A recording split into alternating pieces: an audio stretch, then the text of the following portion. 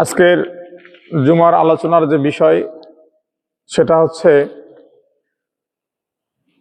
রাষ্ট্রে যদি কোরআনের শাসন বাস্তবায়ন করা হয়, এই কোরআনের শাসন বাস্তবায়ন করা হলে মানুষ কি উপকার পাবে এবং যদি বাস্তবায়ন করা না হয় তাহলে মানুষের কি ক্ষতি হবে।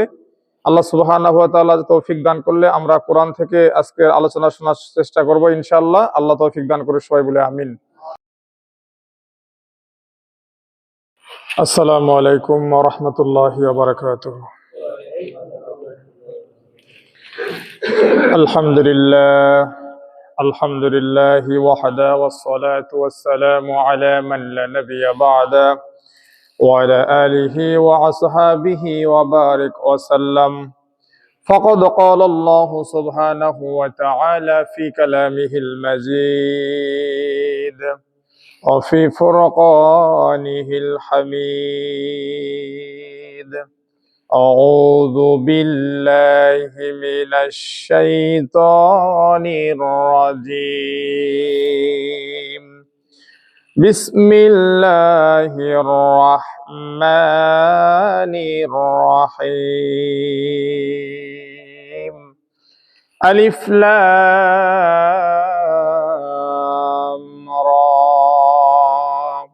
كتاب أنزلناه إليك لتخرج الناس من الظلمات إلى النور بإذن ربهم إلى صراط العزيز الحميد.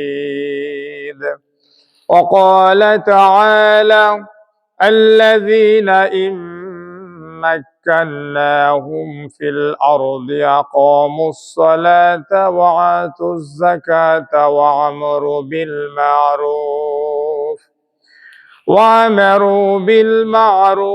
ونهوا عن المنكر. صدق الله العظيم. وقال رسول الله صلى الله عليه وسلم: إنما الأعمال بالنيات. আলহামদুলিল্লাহ, সমস্ত প্রশংসা সেই মহান রব্বুল আলামিনের জন্য, যিনি আমাদেরকে কনকনে শীত উপেক্ষা করে যথাসময়ে যথানিয়মে মসজিদে সালাতুল জুমা আদায়ের উদ্দেশ্যে আসার তৌফিক দান করেছেন। সেই রব্বুল আলামিনের দরবারে শুকরিয়া তার বলি আলহামদুলিল্লাহ। সেই সাথে লক্ষ কোটি দরুদ ও সালাম বর্ষিত হোক বিশ্ব মানবতার মুক্তির দিশারি গুনাহগার উম্মতের নবী কান্ডারি মুহাম্মদ রাসূলুল্লাহ সবাই প্রতি সাল্লাল্লাহু আলাইহি সাল্লাম, সেই নবীজির পবিত্র রওজা আকদাসে লক্ষ লক্ষ কোটি কোটি দরুদের হাদিয়া। সম্মানিত হাজিরিন, আজকের জুমার আলোচনার যে বিষয় সেটা হচ্ছে রাষ্ট্রে যদি কোরআনের শাসন বাস্তবায়ন করা হয়, এই কোরআনের শাসন বাস্তবায়ন করা হলে মানুষ কি উপকার পাবে এবং যদি বাস্তবায়ন করা না হয় তাহলে মানুষের কি ক্ষতি হবে। আল্লাহ সুবহানাহু ওয়া তাআলা তৌফিক দান করলে আমরা কোরআন থেকে আজকের আলোচনা শোনার চেষ্টা করব ইনশাআল্লাহ। আল্লাহ তৌফিক দান করে সবাই বলে আমিন। সম্মানিত হাজিরিন, আল্লাহ সুবহানাহু ওয়া তাআলা বলতেছেন কোরআনুল কারীমের মধ্যে যে হে রাসূল, যেহেতু কোরআন আল্লাহর উপর রাসূলের উপর নাজিল করা হয়েছে, তিনি তার রাসূলকে সতর্ক করে দিয়ে বলতেছেন, হে রাসূল, কোরআনের শুরুতেই হরফুল মুকাত্তাআত দিয়েছেন, আলিফ লাম রা, এগুলোর অর্থ আল্লাহ এবং আল্লাহ রাসূলই ভালো জানেন। এরপরে আয়াতে আল্লাহ বলতেছেন কিতাবুন আনজালনাহু ইলাইকা, হে রাসূল, আমি আপনার উপরে যে কিতাব নাজিল করেছি, এই কিতাব নাজিল কেন করেছি? লিতুখরিজান নাসা মিনাজ যুলুমাতি ইলান নূর, যেন আপনি এই কিতাবের মাধ্যমে, এই কিতাবের সংস্পর্শে মানুষকে নিয়ে আসার মাধ্যমে আপনি যেন মানুষকে অন্ধকার যুগ থেকে আলোর যুগে নিয়ে আসতে পারেন। মানুষের জীবনের যে আমলের অন্ধকার রয়েছে, সেই আমলের অন্ধকার থেকে তাদের আমলনামাকে আলোর দিকে নিয়ে আসতে পারেন। কিভাবে? বিইজনি রব্বিহিম, আপনার প্রতিপালকের অনুমতি সাপেক্ষে, ইলা সিরাতিল আজিজিল হামিদ, এমন পথে, যে পথ হচ্ছে পরাক্রমশালী প্রশংসিত আল্লাহ সুবহানাহু ওয়া তাআলার দেয়া পথ। তাহলে আল্লাহ এই কোরআন নাজিল করেছেন অনেকগুলো উদ্দেশ্যের মধ্যে। এখানে এই আয়াতের মধ্যে যে তিনটি উদ্দেশ্যের কথা বলা হয়েছে, একটি উদ্দেশ্য হচ্ছে মানুষকে অন্যায়ের পথ থেকে আলোর পথে নিয়ে আসবেন, ন্যায়ের পথে নিয়ে আসবেন, অন্ধকারের পথ থেকে আলোর পথে নিয়ে আসবেন। এরপরে কি করবেন? তার প্রতিপালকের নির্দেশ ক্রমে তাদেরকে এমন এক রাস্তায় নিয়ে আসবেন যে রাস্তা স্বয়ং আল্লাহ সুবহানাহু ওয়া তাআলা বলতেছেন আজিজিল হামিদ, পরাক্রমশালী প্রশংসিত তার রব তাকে যে রাস্তার শিক্ষা দিয়েছেন সেই রাস্তায় তিনি মানুষকে নিয়ে আসবেন। এই উদ্দেশ্যে আল্লাহ সুবহানাহু ওয়া তাআলা কোরআন নাজিল করে দিয়েছেন। আরেকটা আয়াত তেলাওয়াত করেছি, সামনে আরো আয়াত আসবে। আল্লাহ সুবহানাহু ওয়া তাআলা বলতেছেন এই কোরআন যাদের উপর নাজিল করা হয়েছে তারা যদি এই কোরআনকে ধারণ করতে পারে, তারা যদি এই কোরআনের শাসন কায়েম করতে পারে, তাদের দ্বারা কি কি কাজ হবে? আল্লাহ বলতেছেন আল্লাযীনা ইম্মাক্কান্নাহুম ফিল আরদ, এই পৃথিবীর জমিনে যাদেরকে রাজত্ব দেয়া হবে তারা যদি এই কোরআনের রাজত্ব কায়েম করতে পারে, কোরআনের রাজ যদি কায়েম করতে পারে, কোরআনের বিচার ব্যবস্থা তারা যদি রাষ্ট্রে কায়েম করতে পারে, তাদের দ্বারা কি কি কাজ হবে? তারা প্রথম যে কাজ করবেন আকামুস সালাত, তারা প্রথমেই রাষ্ট্রের দায়িত্ব পাওয়ার পরে রাষ্ট্রে কোরআন মানে নামাজ প্রতিষ্ঠা করবেন। কি করবেন? নামাজ প্রতিষ্ঠা করবেন। কারা করবেন? যারা এই কোরআনের শাসন এই পৃথিবীর জমিনে কায়েম হওয়াটা চায়, যারা এই কোরআনের শাসন পৃথিবীর জমিনে কায়েম হোক এটা মনে প্রাণে যারা বিশ্বাস করে এবং তারা এটা চায় এবং এই রাস্তায় তারা প্রাণপণ চেষ্টা করে, তাদের সম্পর্কে আল্লাহ বলতেছেন এরা যদি কখনো ক্ষমতায় আসতে পারে তাহলে এরা ক্ষমতায় আসার পরে রাষ্ট্রের মধ্যে প্রথম যে দায়িত্ব তাদের উপরে হবে আল্লাহ বুঝিয়ে দিচ্ছেন ওয়াকামুস সালাত, তারা কি করবে? নামাজ প্রতিষ্ঠা করবে। কারণ গত জুমায় বলেছে কদ আফলাহাল মুমিনুন, সফল হবে সেই মুমিন কারা?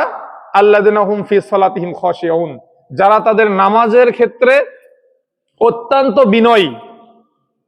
নামাজ আদায় করার ক্ষেত্রে আল্লাহ রাসূল বলছেন সল্লু কামা রাআইতুমুনি উসাল্লি, যে তোমরা সেভাবেই নামাজ পড়ো যেভাবে আমাকে নামাজ পড়তে দেখো। আমাদের যখন হাইতোলা চলে আসবে, মাঝখান দিয়ে একটা কথা বলে দেই, এটা মানে হাদিস শেখা হোক। আমাদের যখন হাইতোলা, হাসি তো আমরা বুঝি, হাসি যখন আসে এটা আল্লাহর পক্ষ থেকে আসে, আলহামদুলিল্লাহ বলি। হাসি আসে আল্লাহর পক্ষ থেকে। হাসি আসলে আলহামদুলিল্লাহ বলতে হয়। ইসলাম ধর্মে এইটার গবেষণা করতে গিয়ে একজন খ্রিস্টান মুসলমান হয়ে গেছে, খ্রিস্টান ডাক্তার। কারণ সে জানে মুসলমান ধর্মে আলহামদুলিল্লাহ বলতে হয় তারা যদি কোনো কিছু তাদের প্রভুর কাছ থেকে পায় তখন তারা আলহামদুলিল্লাহ বলে যে আল্লাহ আমাকে এই জিনিসটা দিয়েছেন, আল্লাহ আমাকে একটা সন্তান দান করেছেন। যার ঘরে একটা ছেলে সন্তান নেই সে একটা ছেলে সন্তান পাইলে আলহামদুলিল্লাহ বলে, যার ঘরে একটা মেয়ে সন্তান নেই সে একটা মেয়ে সন্তান পাইলে আলহামদুলিল্লাহ বলে, যার ঘরে কোনো সন্তান নাই তাকে ছেলে হোক আর মেয়ে হোক আল্লাহ একটা সন্তান দিলে সে আলহামদুলিল্লাহ পড়তেছে। সুতরাং তাহলে হাসির পরে আমরা কেন আলহামদুলিল্লাহ বলবো? এই গবেষণা করতে গিয়ে দেখছেন বিজ্ঞানী বলছেন যে হাসি দেওয়ার সাথে সাথে মানুষের এই হাসির সাথে তার ভিতর থেকে 700 উপরে রোগের জীবাণু বের হয়ে যায়। এই জন্য আল্লাহ রাসূল বলছেন হাসি আসলে আলহামদুলিল্লাহ বলতে হবে। আর যখন হাইতোলা আসবে, হাইতোলা বুঝি তো আমাদের ঘুমের আগে যেটা আসে, আমরা হা করে সামনে যে এটা করি, আর এই হাইতোলা আসলে আপনাদের হাতকে কিভাবে এটাকে কফুন বলা হয় আরবিতে, বাধা দেয় আর কি। আমরা মানুষ মারতে আসলে বা কোনো কিছু করলে আমরা কিন্তু এভাবে বাধা দেই যে ভাই থাক হইছে আর না, ভাই আমাকে মারিয়েন না, আমরা এভাবে বাধা দেই কিনা? কারণ আল্লাহ দেখেন আমাদেরকে কত গুণে গুণান্বিত করে পৃথিবীতে সৃষ্টি মানে পাঠাইছেন। কোনো মানুষ ভুলেও কোনো মানুষ মারতে আসলে সে এইভাবে কখনো হাত দেবে না, মানে অবচেতনেও হাত দেয় না, সে হাত কিন্তু এইভাবেই বাজায়। কারণ আল্লাহ তাকে প্রতিহত করার জন্য এই চামড়াটাকে একই চামড়ার সাথে লাগিয়ে দিয়েছেন, কিন্তু এই চামড়াটা এত শক্ত করে দিয়েছেন যেটা এই চামড়ার আর এই চামড়া এক না, অনেক পার্থক্য। সুতরাং যখন হাইতোলা আসবে তখন আমরা মুখে এইভাবে হাত দিয়ে লা হাওলা ওয়ালা কুওয়াতা ইল্লা বিল্লাহ পড়ার চেষ্টা করব, কারণ এটা শয়তানের পক্ষ থেকে আসে। এজন্য আমাদের যখন হাইতোলা আসবে তখন আমরা অবশ্যই কি করব? মুখে হাত দিয়ে আমরা লা হাওলা ওয়ালা কুওয়াতা ইল্লা বিল্লাহ পড়বো। যাই হোক, এটা আমাদের আলোচনার বিষয় না, আপনাদের জানার জন্য বললাম। তাহলে যে আলোচনা করতেছিলাম যে এই বাংলাদেশ শুধু পৃথিবী না, পৃথিবী সহ আমাদের বাংলাদেশের জমিনে কোরআনের শাসন যদি কায়েম হয় তাহলে তাদের প্রথম দায়িত্ব আল্লাহ বলতেছেন তারা কি করবে? ওয়াকামুস সালাত, নামাজ প্রতিষ্ঠা করবে। এরপরে বলতেছেন ওয়াতাউজ যাকাত, তারা যাকাত ভিত্তিক অর্থনৈতিক ব্যবস্থা চালু করবে। এখন বাংলাদেশ হচ্ছে সুদ ভিত্তিক অর্থনৈতিক ব্যবস্থা। এই ব্যবস্থায় যার অর্থ সম্পদ আছে সে শুধু অর্থ সম্পদের মালিক হতেই থাকবে, যার অর্থ সম্পদ নাই সে শুধু মানে নিঃস্ব হতেই থাকবে।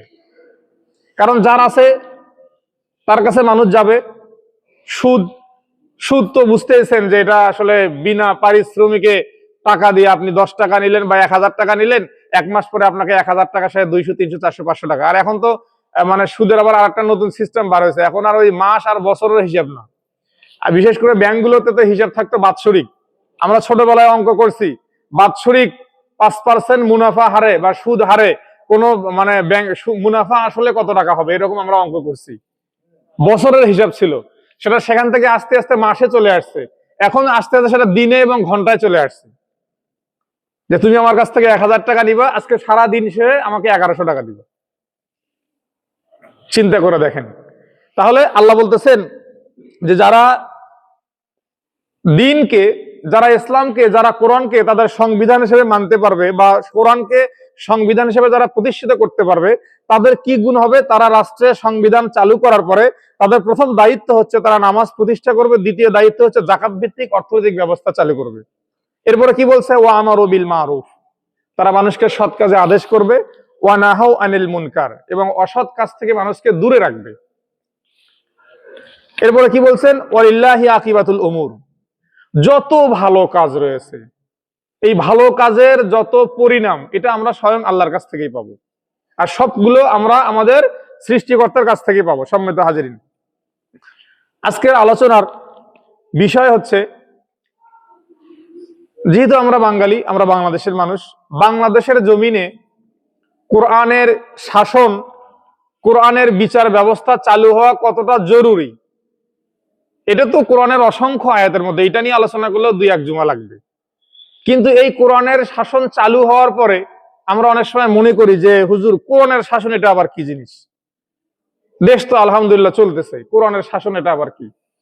দেখেন, কোরআনের শাসন কি এটা আপনাকে বুঝতে হলে বাংলাদেশের 2-1টা ইতিহাস সম্পর্কে আপনি একটু যদি বিবেচনা করেন বা একটু যদি খেয়াল করেন, আপনি বুঝতে পারবেন। সেটা হচ্ছে, মানুষের গোয়াল ঘরের বেড়া, ইটের বেড়া, আগে তো ছেঁচার বেড়া ছিল, টিনের বেড়া ছিল, এখন তো মানুষ মোটামুটি নিজের থাকার ঘরটাও যদি টিনের হয়, আগে গোয়াল ঘরটা পাকা করার চেষ্টা করে।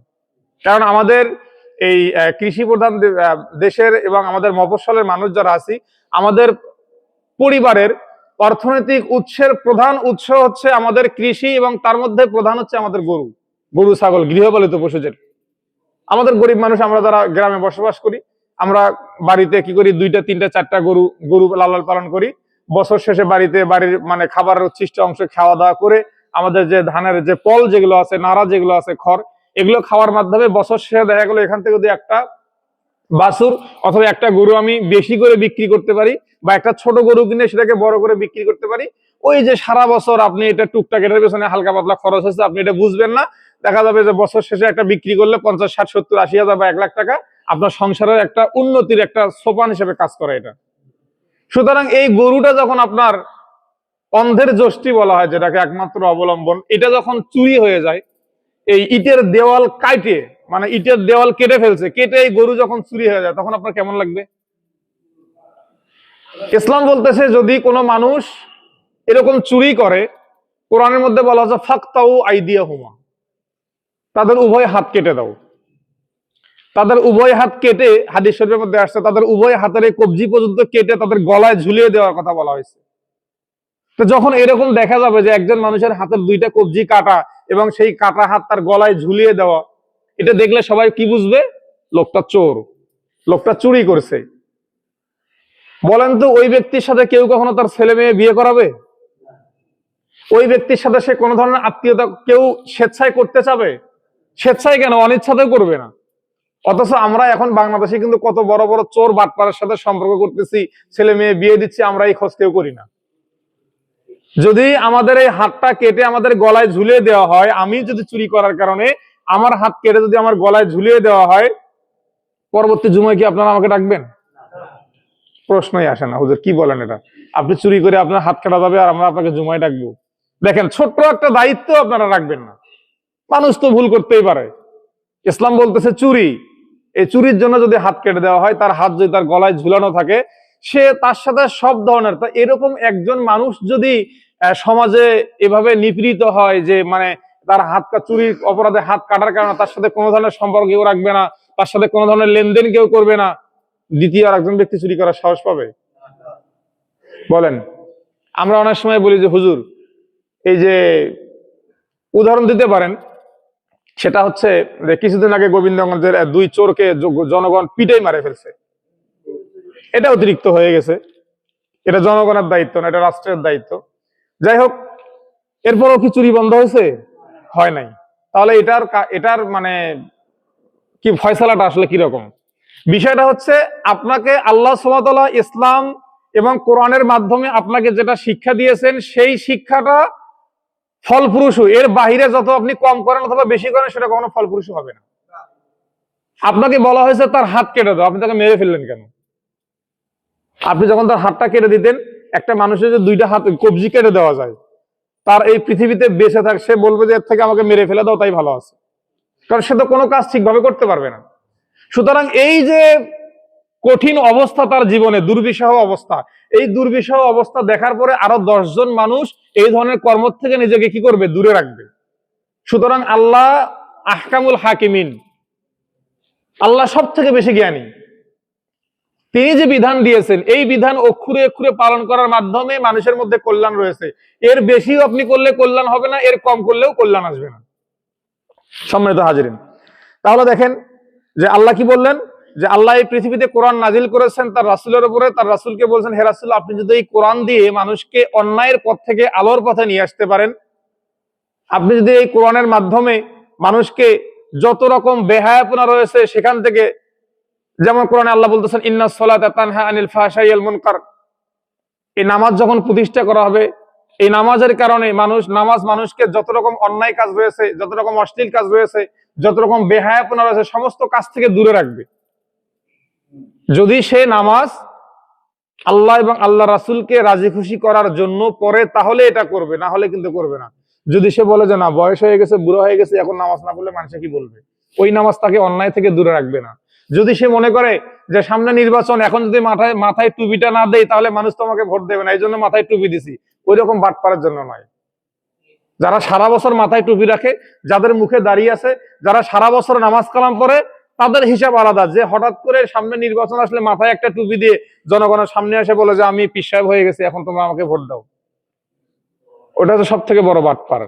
আল্লাহ আমাদেরকে হেফাজত করুক। সম্মানিত হাজিরিন, তাহলে আল্লাহ কি বললেন, যে কোরআনের রাজ যারা এই বাংলাদেশের জমিনে কায়েম করতে চাবে, তাদের প্রথম দায়িত্ব হচ্ছে তারা এই বাংলার জমিনে কোরআনের রাজ কায়েম করার পরে প্রথম তারা নামাজ প্রতিষ্ঠা করবে, এরপরে জাকাত ভিত্তিক অর্থনৈতিক ব্যবস্থা চালু করবে, এরপরে মানুষকে সৎ কাজে আদেশ দেওয়ার বিধান তারা চালু করবে, এরপরে মানুষকে অন্যায় কাজ থেকে দূরে রাখার বিধানও তারা চালু করবে। আল্লাহ রাসূল বলছেন, মান রাআ মুনকারান ফালিগাইয়ির বিয়াদিহি ফাইন লাম ইয়াস্তাতি ফাবিকলবিহি ফাইন লাম ইয়াস্তাতি ফাবিলিসানিহি ওয়া হুয়া আদাফুল ঈমান।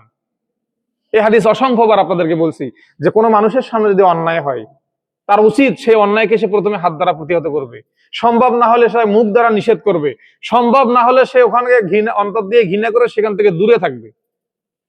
ন্যূনতম ইমানের কাজ এটা। সম্মানিত হাজিরিন, তাহলে আসুন আমরা একটু শোনার চেষ্টা করব। আর একটা আয়াত আমি পড়ে মানে এই আলোচনাটা এখানে সামনে যাব। সেটা হচ্ছে, আমরা সামনের দিকে আগাই, যে কোরআনের রাজ যদি আমরা কায়েম করি, অনেক সফলতা এর দ্বারা আছে, অনেক সুফল রাষ্ট্রে বয়ে আসবে। তার মধ্যে 2-3টা সুফল আমরা আলোচনা করব, এবং সামনে রাজ কায়েম না হলে কি ধরনের সমস্যা আসবে সেখান থেকে 2-3টা আলোচনা করব। আশা করি আপনারা আমাদের রাষ্ট্রের সাথে এর প্রমাণ পাবেন আজকের আলোচনার। যদি আপনারা মনোযোগ দিয়ে শোনেন আজকের আলোচনা, আপনি বাংলাদেশের সাথে প্রমাণ পেয়ে যাবেন যে বাংলাদেশে কোরআনের রাজ না থাকার কারণে যে আলোচনাগুলো আজকে করা হচ্ছে, এই সমস্যাগুলো বাংলাদেশে প্রতিনিয়ত হরহামেশা ঘটেই যাচ্ছে। সম্মানিত হাজিরিন, আসুন আমরা প্রথমে যে আলোচনা করব সেটা হচ্ছে, বাংলার জমিনে যদি কোরআনের রাজ কায়েম হয়, তাহলে প্রথম যে কাজটা হবে, মানুষের মধ্যে ইনসাফ সুবিচার প্রতিষ্ঠিত হবে। আল্লাহ সুবহানাহু ওয়া তাআলা বলছেন কোরআনুল কারীমের সূরা 3-এর সর্বশেষ আয়াতে বলছে, আলাইসাল্লাহু বিআহকামিল হাকিমিন, হে পৃথিবীর মানুষ, আমি কি সব থেকে বিচারক নই? সুতরাং সেই সব থেকে বড় বিচারক, যিনি আমাদের উপরে কোরআন, রাসূলের উপরে কোরআন নাজিল করলেন, আমাদের আমরা তার উম্মতরা, তারা যেন জাহান্নামের পথ থেকে জান্নাতের পথে, অন্যায়ের পথ থেকে আলোর পথে আমরা যেন আসতে পারি। সুতরাং সেই রব আহকামুল হাকিমিন যে বিচার ব্যবস্থা আমাদেরকে দিলেন, আমরা সেই বিচার ব্যবস্থা বাদ দিয়ে যখন আমাদের ব্যক্তিগত বিচার ব্যবস্থা দিয়ে বিচার করা শুরু করলাম, তখন কি হলো? একই বাংলাদেশ, একই আইন, একই আদালত। একটা সময় একজন আসামিকে মৃত্যুদণ্ড দেওয়া হলো, এখন এসে সেই আসামিকে বেকসুর খালাস দেওয়া হলো। একটা সময় একজন আসামিকে বেকসুর খালাস দেওয়া হচ্ছে, এখন আসে ওই আদালত, ওই আইন, ওই দেশ, ওই সংবিধান, ওই রাষ্ট্র, সবকিছু ওইটাই আছে, শুধু ব্যক্তির পরিবর্তন, আবার তাকে জেল দেওয়া হচ্ছে। কি বাংলাদেশে দেখছেন না এগুলো হচ্ছে কি না এগুলো? তাহলে মানুষের তৈরি আইন কখনো কোনো মানুষকে শান্তি দিতে পারে? যদি পারতো তাহলে যে মানুষটাকে আজ থেকে 5 বছর আগে বাংলাদেশের জমিনে ফাঁসি দেওয়া হয়েছে, এখন তার মামলার রায়ের মধ্যে দেখানো হচ্ছে সে বেশি বেকসুর খালাস প্রাপ্ত ব্যক্তি ছিল, তাকে প্রতিহিংসা বশত ফাঁসি দেওয়া হয়েছে।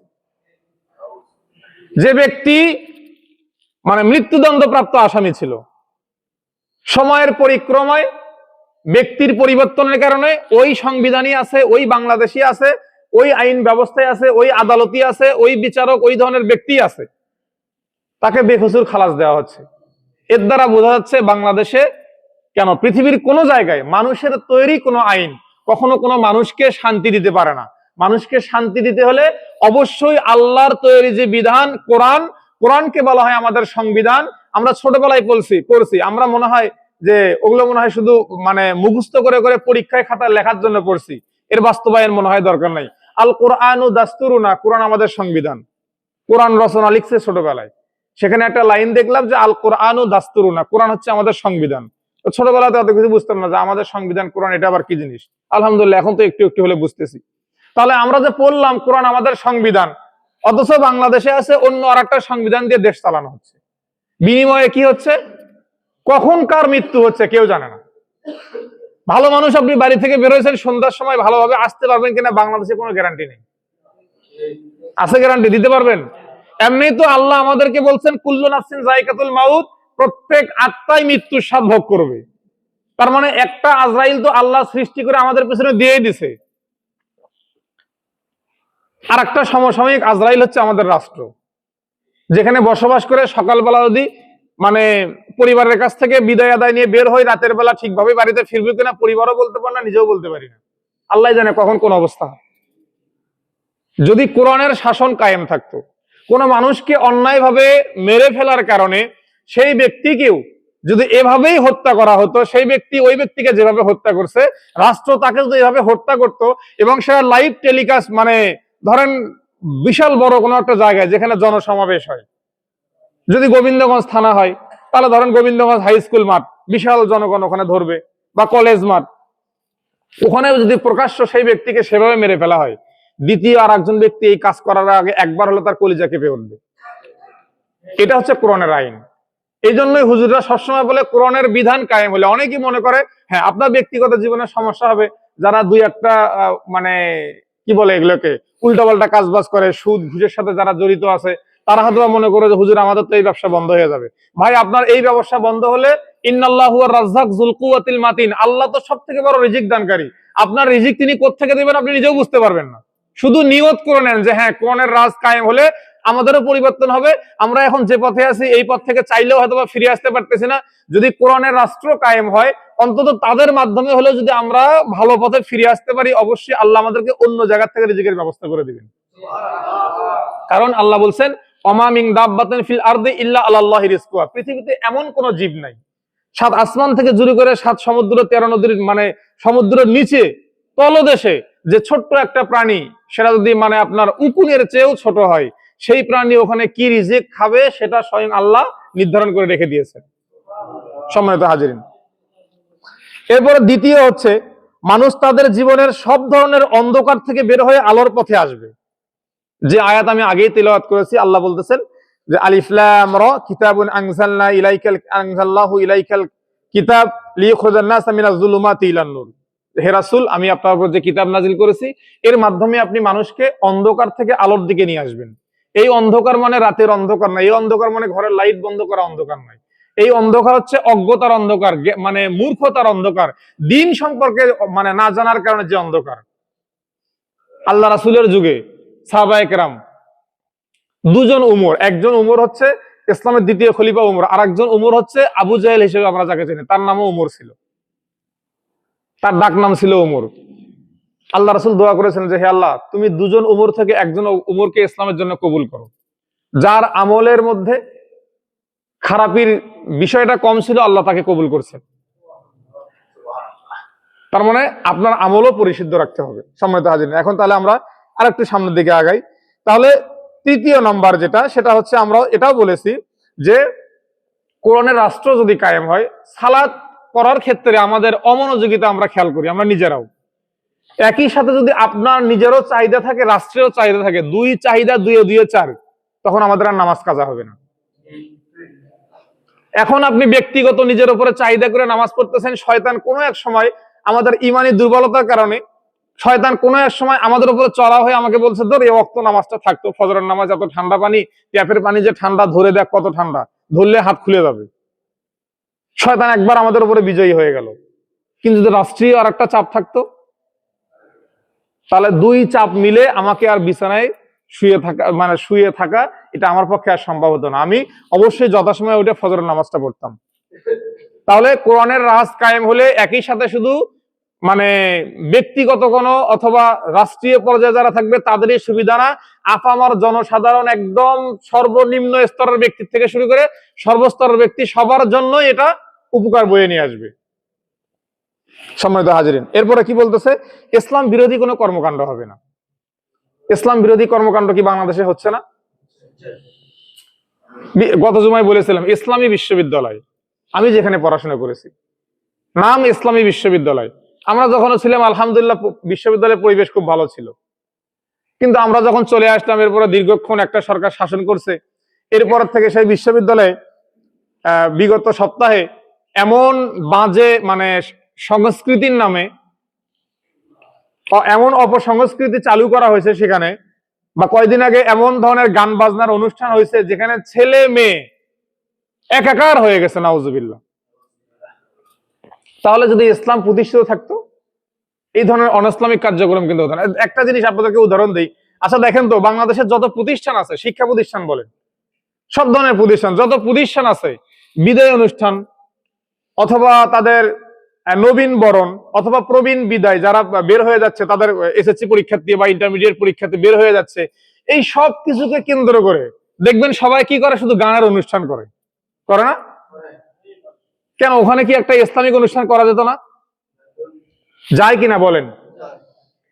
আপনি বাড়িতে মিলাদ অনুষ্ঠান করতেছেন, কিন্তু আপনার সন্তান ওদিকে হাই স্কুলে কলেজে গিয়ে সে কি করতেছে, গানের অনুষ্ঠান নাচানাচি করতেছে। আপনার মিলাদ দিয়ে কি হবে ভাই? বলেন, আপনার মিলাদ দিয়ে হবেটা কি?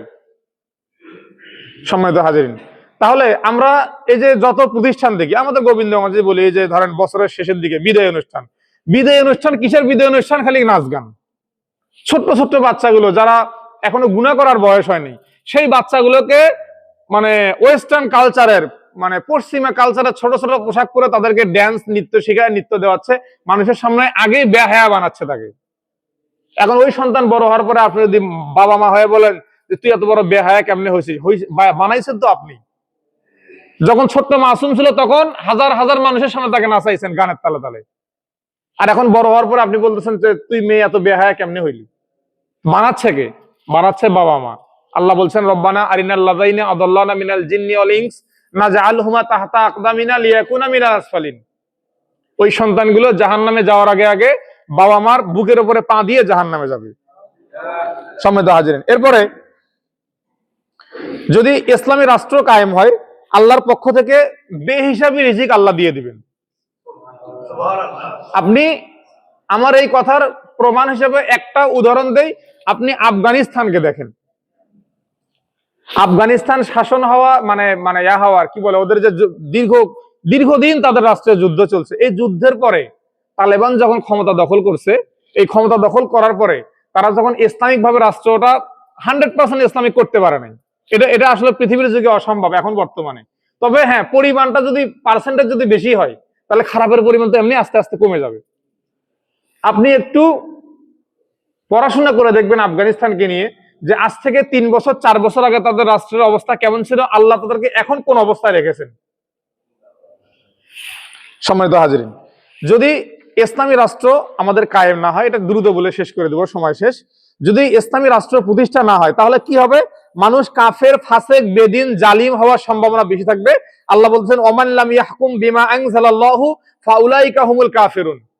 হে পৃথিবীর মানুষ, যারা কোরআনের আইন দিয়ে মানুষের মধ্যে সমস্যা সমাধান করবে না, মানুষের মধ্যে বিচার ফয়সালা করবে না, ফাউলাইকা হুমুল কাফিরুন, এরা হচ্ছে কাফির।